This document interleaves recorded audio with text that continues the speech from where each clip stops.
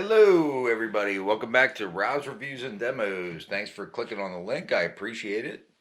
We are here today with the JBL Partybox 310. This is going to be the in-depth review of all the features and functions and sound. We're going to go over the whole deal today. So I hope you guys enjoyed the video. Let's get right to it. So to the light show, you have basically, you can turn on, turn the lights on and off, the strobes, everything as usual.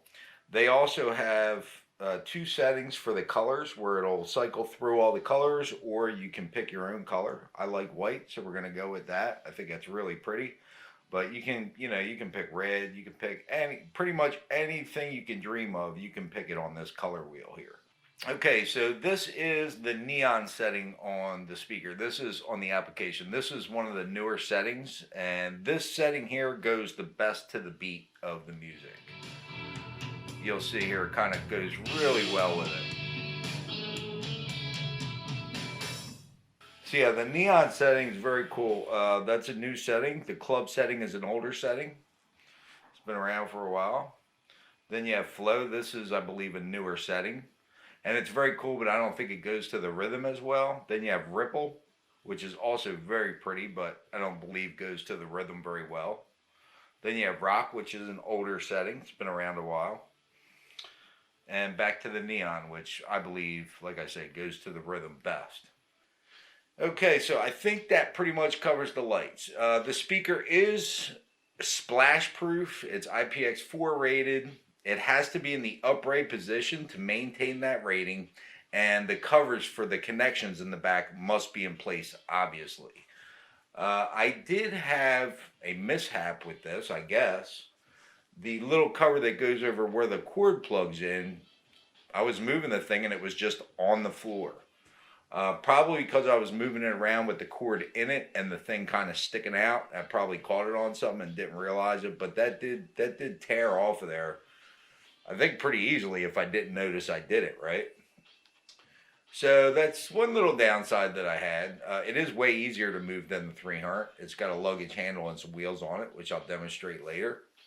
The speaker sound is just, it's JBL. It's beautiful.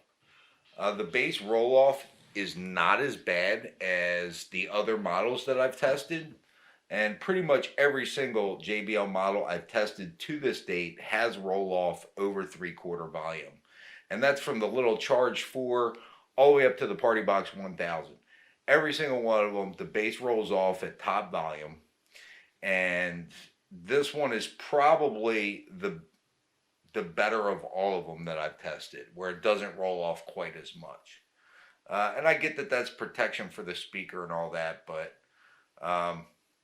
I don't like the unbalanced sound. I rather have the sound more balanced, so I don't really like that a whole lot. But otherwise, like I said, the 310 is definitely, they've improved it a lot. The sound is much better at those higher volumes. On to the bass boost. There's off, there's boost 1, and there's boost 2. Boost 1, if you're a bass lover, is probably the one you're going to go to a lot of times. It boosts those lower frequency basses, the low rumble.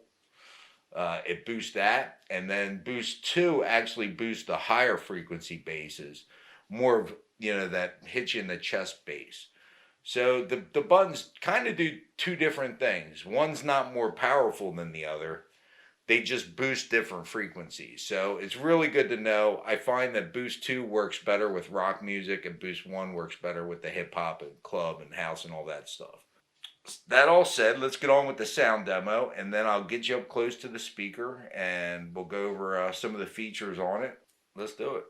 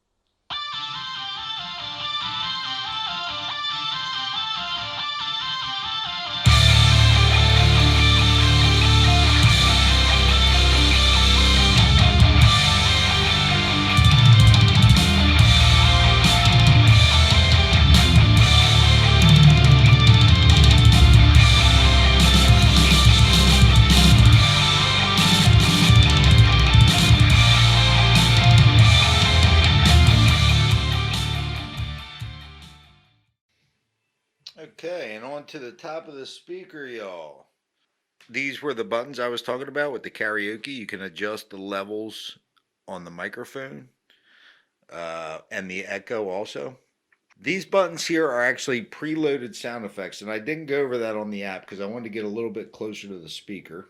So the application has a bunch of DJ sounds in it, like most apps do nowadays. And you can actually load 3 of the sounds, the pre-chosen sounds, into the speaker. So there you go. So you see the DJ buttons, it says edit DJ button. So you have a bunch of sound effects. I'll demo them. That's the horn, obviously, clapping. Scratch 1, scratch 2, scratch 3, barking, which is a woo. I don't know why they call it barking, but whatever. Like, boo, and then always my favorite. Ready, ready, ready, ready. I'm always ready. Ready, ready, ready, ready. So that's it for the DJ effects. And then, the top of the speaker also has the bass boost button. You can play with the light settings on the top of the speaker here. You can pick your input, which is either Bluetooth, a USB flash drive, or it does have the 3.5mm auxiliary port on it. Thank God. This is your luggage handle. Very nicely done. There's a release on the top here for when you want to stash it, and basically you just push it down. She clicks right in. Said, JBL, everything they do is well made. They don't make any junk. And then you have the slot to put your phone in if you want to set your phone on the top of the thing. I did hook this thing up to a TV the other night because I think I got a loose wire on my surround sound. So I was watching a movie and I wanted some sound. So I just wheeled this thing over and hooked it up to the TV, and it really sounded awesome. It did a nice job for just having a single speaker. It really sounded good. So yeah, I love this build. This is a great model. JBL really did a good job on this. And let's divert ourselves to the back of the speaker. Here is the back of the Partybox 310. You can see here's one of the flaps I was talking about. You must have in place for the splash proof rating to actually mean anything. You can see there you have volume controls, gain for your mic and your second mic, or you can switch that second port over to a guitar, and then you also have volume controls for each. Then you have your true wireless stereo button there to pair this up with a second unit, and of course with JBL, nothing but the best. You will have true wireless stereo when you pair this with a second unit. Your auxiliary in, and you can also daisy chain a bunch of these together, which is pretty freaking awesome. Obviously your port there, and this was what I was talking about earlier. I was moving the unit with the cord, up in the handle, and I guess I caught that on something and ripped it off. So I could put it back in there, and I think it will retain its waterproof rating, but myself, I don't experiment with that waterproof stuff, not with a $500 speaker, so unnecessary. Obviously, you got your wheels, and on the bottom of this thing, there is a mount to put the speaker on a speaker stand. I believe that's about it. I've showed you guys everything with the Partybox 310. Again, this is a very, very well-made speaker, as all JBL products are.